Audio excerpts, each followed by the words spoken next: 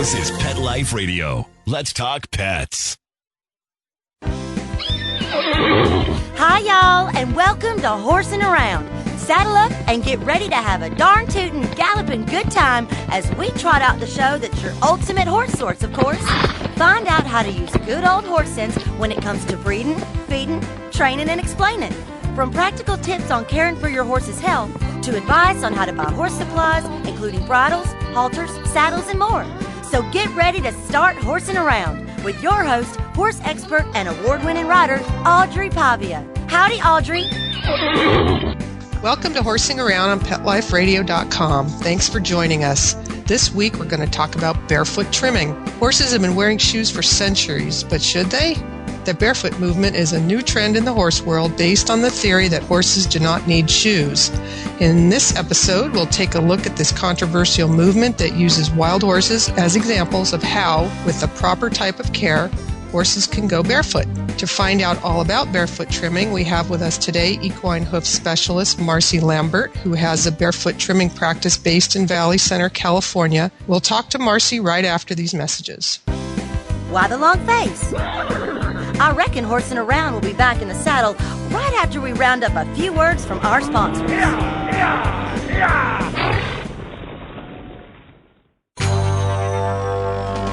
It's DesignerPetSweaters.com. Hand-knitted designer sweaters for your precious pup or cool cat. Beautiful couture patterns for your pets, including custom-knitted formal wear, casual wear, yachting, and even sports-themed. Many designer pet sweaters include feathered tammy hats, top hats, and a lot of sparkle. Each sweater includes leg loops, front paw sleeves, and leash opening. Visit DesignerPetSweaters.com to order your four-legged fashions today. Your pets will stay warm for the winter and be runway ready. Large or small, we fit them all. DesignerPetSweaters.com.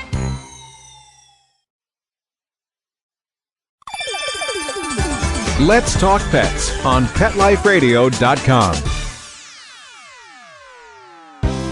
We know you're chomping at the bit to hear more horsing around. Well, we're back on the trail.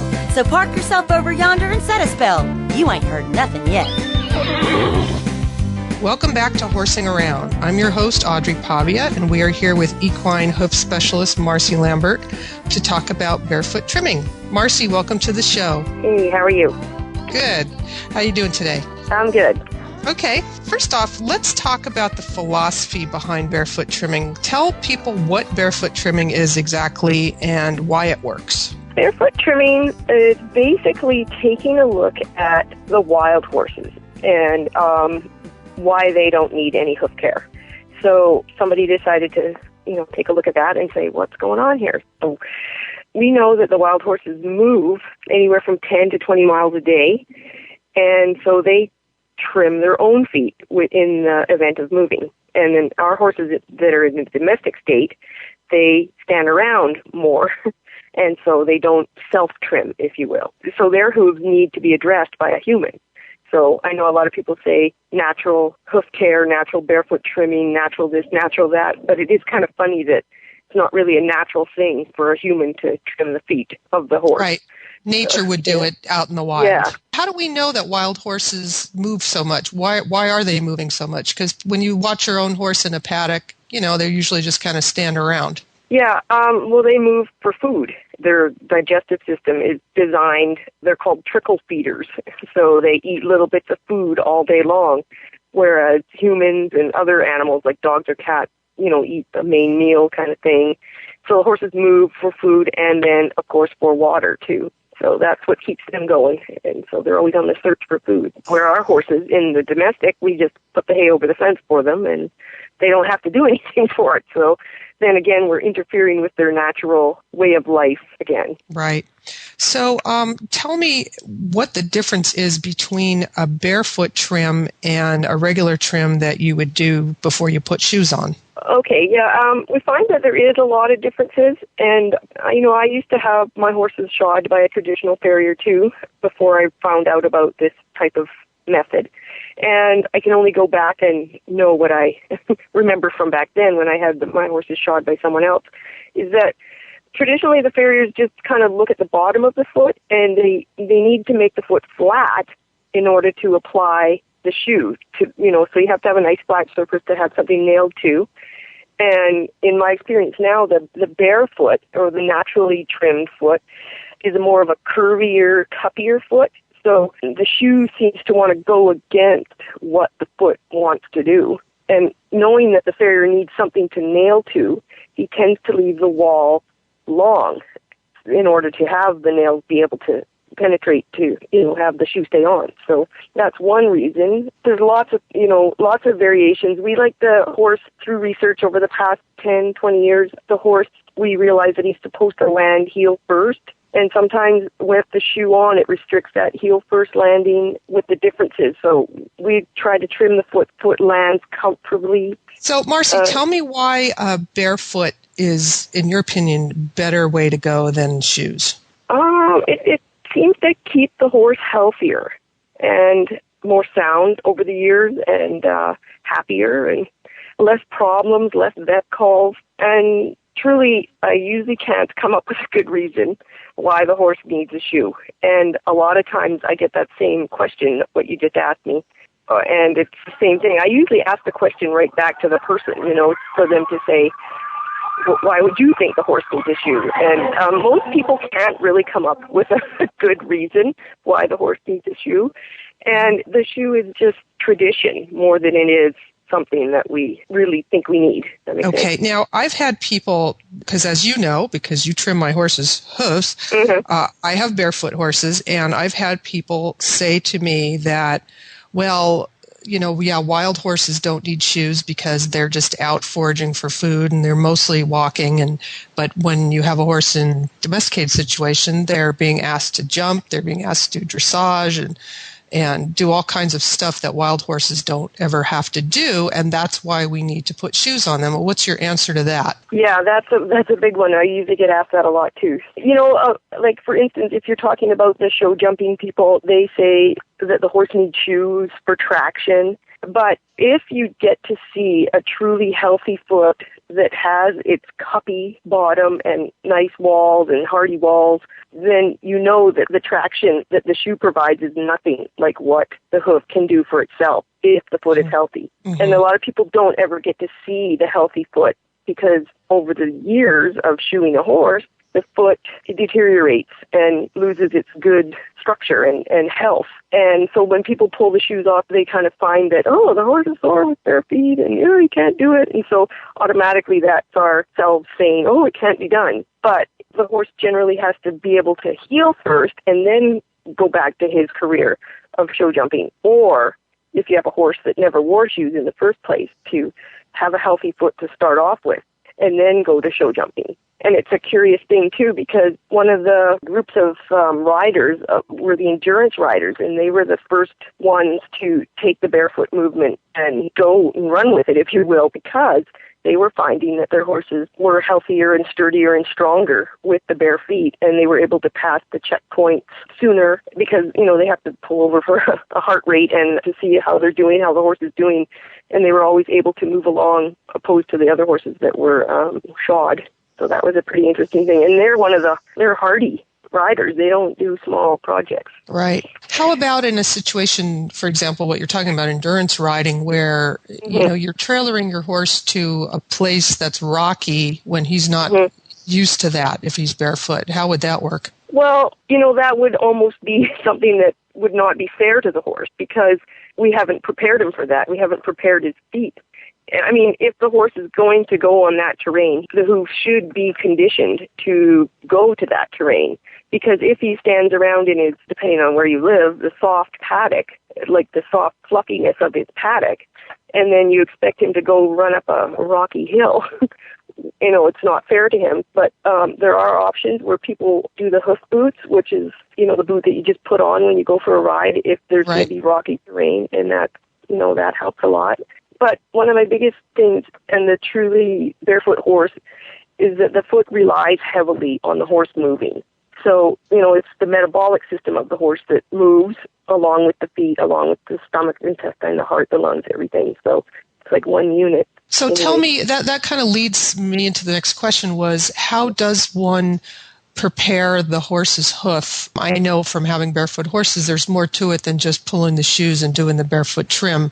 There's some other things you need to do as well to make sure those hooves stay healthy. Can you tell us a little bit about that? Yeah, in some cases, generally when I meet a horse for the first time, we, like to give an evaluation and my point of view and what's going on, and we'll, talk about it because, I don't just go and pull shoes and say, okay, you're on your own, Sometimes the horses, if they're in a dry climate, like the San Diego area, sometimes the feet are really hard and dry, and so hoof soaking, like soaking them, letting them have some mud, will help them have the foot band and be a little more flexible so they can transition to barefoot better and easier. And sometimes the horses will go and stand in the water themselves because it is sort of a soothing thing for them too, And what else? Movement. If the horse is going to be a little bit reluctant to move, you might have to hand walk or encourage him to move by putting hay all over the pasture, little piles all over, so he can walk around and eat, kind of like a normal or a wild horse would do, like walk and eat at the same time. So there's that. Generally, once they get past the part of the initial couple of weeks or so, they're much on their own. Sometimes you have to, depending on the horse, if he's got severe issues like founder or laminitis, you may not be able to ride him for a good 6 months until he heals, and then, he can go back to work. But how does barefoot help horses that have, issues like navicular or have founder and have laminitis? Well, it basically gives the horse his proper parameters, which means the hoof needs to be in a proper state, proper angles, proper parameters to be able to function properly. And so sometimes if there's bone alignment issues inside the hoof capsule, that needs to be addressed. And that's generally what's going on when you're having founder and laminitis, is that the navicular, is that the bone alignment is messed up in there. And due to lack of education in the proper parameters of the foot. Mm-hmm. So with the barefoot, you get to restore good circulation and have that bone alignment get restored and then allow for healing. So it's pretty amazing that a lot of horses do actually fully recover from founder or laminitis and can continue to be in work or do whatever they need to do after they're healed. So one of the biggest deals is that the circulation gets restored and then the good health of the foot can come back. I wanted to go back to something you mentioned about standing in water. A lot of people work overtime trying to keep their horses' stalls dry as possible, so that the horses don't stand in water, because traditionally we're all taught, that they'll get thrush and it'll weaken the hoof. I've had some people, when I tell them that I wet my horse's feet or I have a mud puddle in their stall, they're horrified because, they're going to ruin their feet. So how do you answer that? Yeah, it is a typical thing, because what happens if your horse has shoes on and with nails and stuff, the hoof capsule itself is very porous, like a sponge. So if there's water, like we've had a lot of rain here for a while, so the hoof wants to expand in the mud or water, and it absorbs water and gets bigger. So with the shoe, it tends to make the nail holes sloppy, and then the shoes want to fly off. So right. Traditional farriers tend to say, oh, no, never let the feet get wet because the shoes will come off. And that is a big concern with everybody. No one wants to have the shoe fly off the horse, because then he want to ride and he's got 3 shoes. And so for us, once we pull the shoe, it's not a concern anymore, like if the hoof capsule swells up with water. And typically that's what we want. We want the hoof capsule to fill up with water and be flexible. And then the foot can be a shock-absorbing unit, like it's meant to be. So if the shoe is on and the hoof is really hard and dry, nothing can absorb shock because it's rigid, if you will. Right. Hard. Right. So yeah, I know that is a big thing when people say, oh, you got to put, I tell them you got to put the feet in water, or let them have some water so he can decide, but it helps the foot. It makes it better. It's a funny thing because it seems to contradict everything that we've learned over the generations of horse ownership. And what we realize that too, because the wild horses, if they go for a drink of water, they usually have their front feet submerged in the water. So sometime during every day, their feet touch water, and so we just took that little tidbit of information and applied it to our domestic horses and said, oh, we're Right. getting it now. They don't get that. So. Right. So it's basically about bringing them back to their natural state, as natural as possible. Right. Exactly. Okay, Yes. well, we're going to go to a little break, and next up, we're going to talk about examples of some horses that have been helped by barefoot trimming, and we'll be right back after these messages. Why the long face? I reckon Horsing Around will be back in the saddle right after we round up a few words from our sponsors. Molly, here's your dinner. Zeus, that's not your food. Don't let that happen to your precious cat. Elevate your cat's eating experience with the Cat Tree Tray. The Cat Tree Tray keeps your cat's food off the floor and conveniently located on the cat tree. It's the perfect way to eat. It's a beautiful wrought iron tray that easily attaches to your cat tree and keeps dogs and other critters out of your cat's dish. A must for multi-pet households. There's a 6-inch tray for large bowls and a 4-inch tray for smaller bowls. Purchase your Cat Tree Tray today. Go right now to cattreetray.com. That's cattreetray.com. cattreetray.com.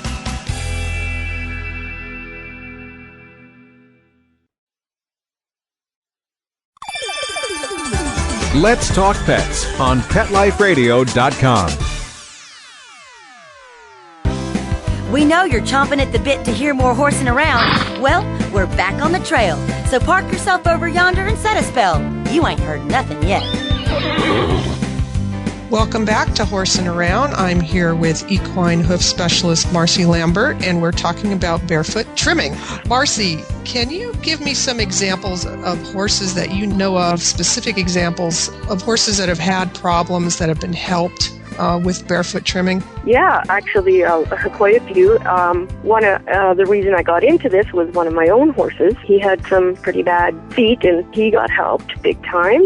His name is Trooper. He had some rotation where the coffin bone was wanting to penetrate the sole, which is very painful for a horse, and that would be called chronic founder. And, back in the day, I didn't know what to do for him, and he had, the traditional pads and wedges and all these things that we tried to apply to help him. But in the end, it didn't work until we found the barefoot method. So, and it did help him, and he restored his foot to good health, and he was fine after that. A long story for him, but he's fine, and it's all good. And let's see, basically, this method seems to help every horse it touches. And I find that the people are the ones that have to be able to be patient enough to have it work.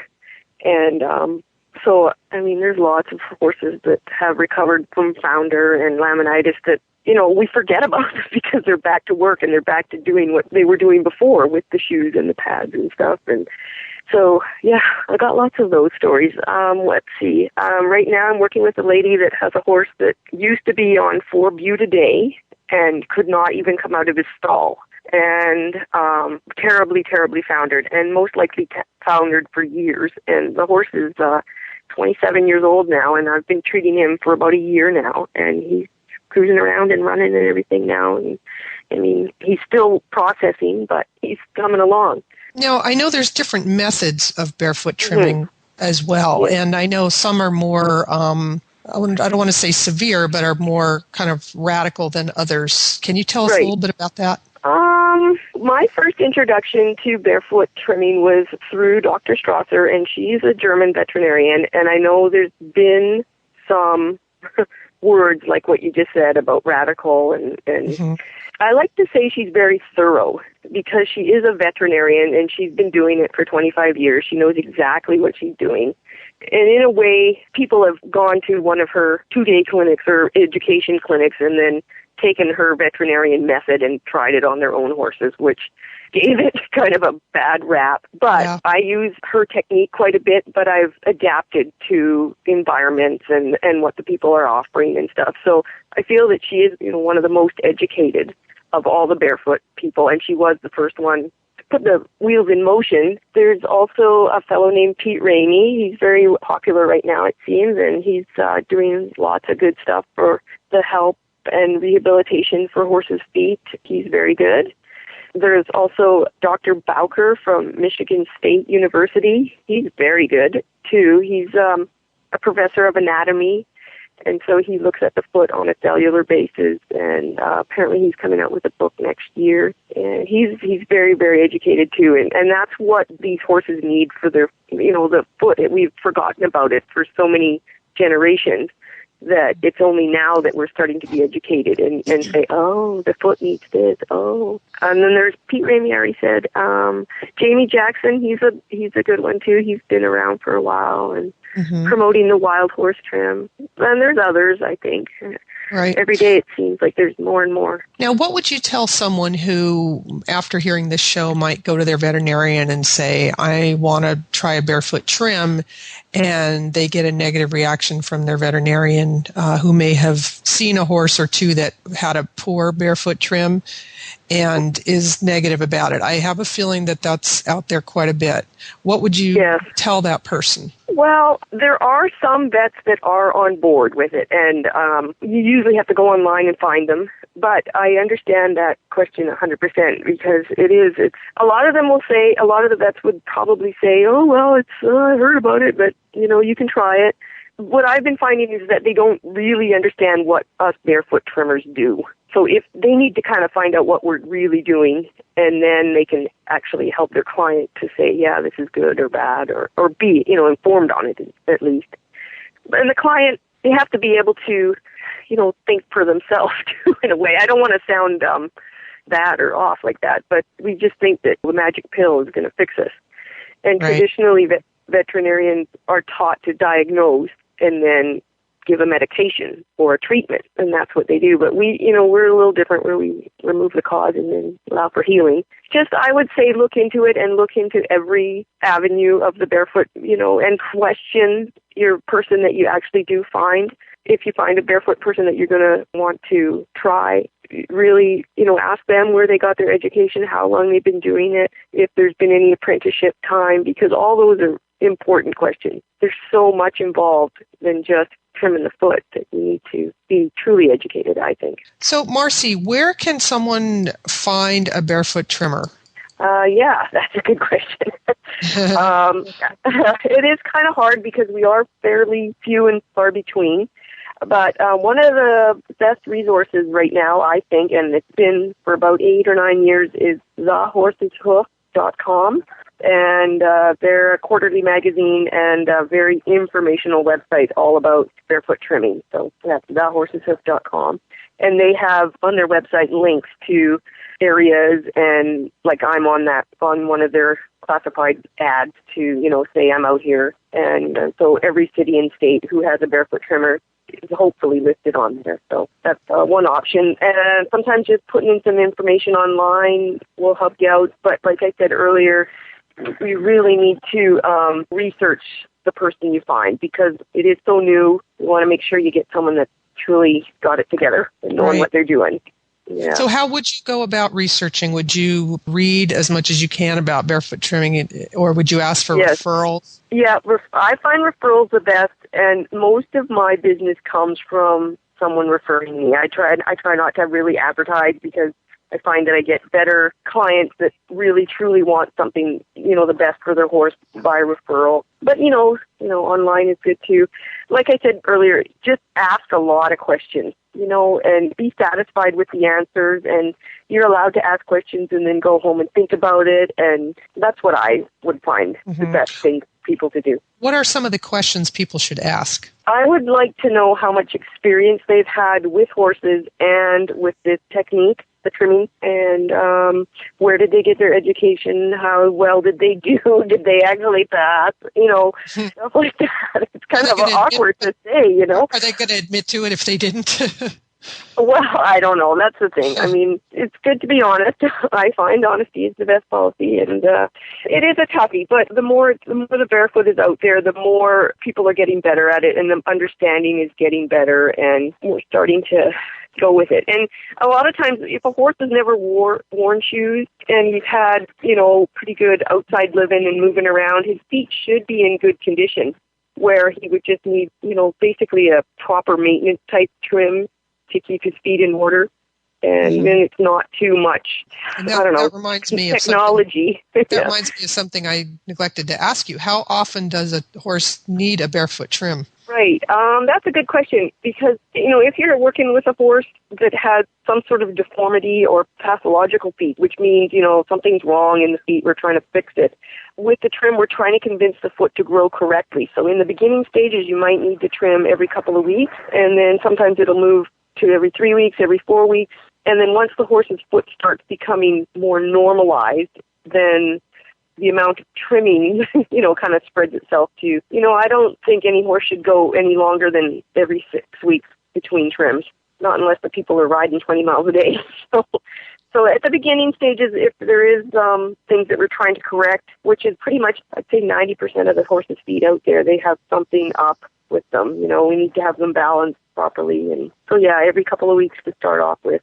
And I know that does sound extreme, but if we're trying to convince the horn or the hoof to grow correctly, then we need to convince it, because a lot of times the pathology or the deformed is there due to the fact that they've been let to grow crazy, with no trimming or corrective help. Right. And another thing that's good to know is that barefoot trimming is a lot less expensive than shoeing, typically. Yes. Yeah, and I know I get some people think, when they first meet me and stuff, they say, oh, it's going to be so much cheaper. But in the beginning stages, it might not be, but it does in the end become a way cheaper thing, right, for the people. And like I said earlier, too, about being less vet bills and less lameness issues and stuff. Mm-hmm. So. And once the horse gets on maintenance and they're being trimmed every 4 to 6 weeks, it's, a lot less than it would be if they were having their shoes changed. For sure. That frequently. For sure. That's totally true. So, right. Yeah, I stress it at the beginning. It might not be cheaper at the beginning, but later on, you reap the rewards later on. So. Right. And I wanted to mention, too, that some of the folks that you referred to earlier, some of the barefoot trims that are out there, Pete Ramey and Jamie Jackson, they have books out that are available on Amazon.com that people can buy to learn more about their methods. And also, I know Pete Ramey has a website. I'm not sure what the URL is, but if you put his name in Google, you will find it. His name is spelled Ramey. I think his website is hoofrehab.com. Okay, great. I think. And I hope people will take a look at this. I don't expect people are going to run out and rip their shoes off their horse's feet, but it is something to look into and consider. I personally have barefoot horses, and my horses love it, and I love it, and it's done really well for them. And I use one of my horses for distance riding, and he does great barefoot. But that's all the time we have for today. Marci, I want to thank you for being our guest this week and sharing your knowledge with us. Okay. If anyone out there has any questions or comments about horsing around or any questions for Marci, please email me at audrey@petliferadio.com. Until then, happy trails. Stop what you're doing and start horsing around. Every week on Pet Life Radio, horse expert and award-winning rider Audrey Pavia will be trotting out great tips on feeding, breeding, and more on everything equestrian. So set a spell and say hey to Audrey and get ready for a darn tootin' galloping good time. Every week on Horsing Around, on demand, only on PetLifeRadio.com.